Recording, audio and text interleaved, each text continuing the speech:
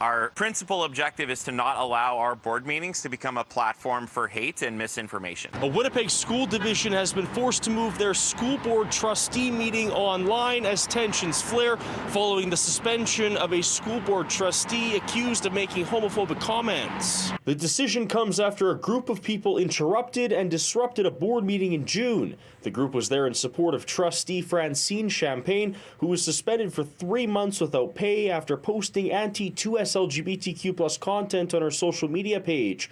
The group has since been banned from the division.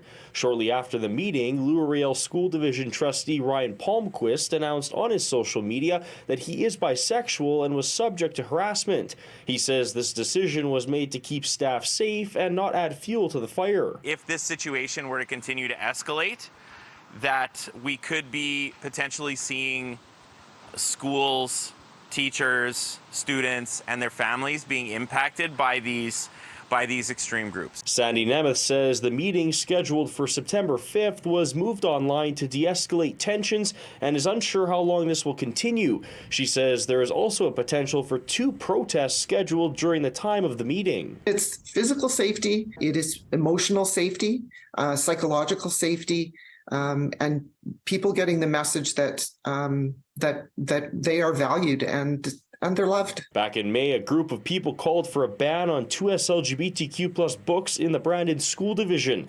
Most recently, Canada has advised 2S LGBTQ+ travelers to be aware of new U.S. state laws affecting members of that community. Robert Mitzi, Canada Research Chair in Queer Community and Diversity Education, says the world is changing and not in a good way. There are people who are a very vocal minority who are gaining some space, and they want to see changes happen that will send our movement into a retrograde. It will become, it's deteriorating our progress. Ashley Smith from Winnipeg's Rainbow Resource Centre says the uprise in hate is extremely concerning. With protests at school board meetings, with this new discourse about parental rights, it's all playing on the same path, and we need to be vigilant. As for Palmquist, he says moving forward, it's important to protect students, teachers, and families from misinformation. I think the real danger is that their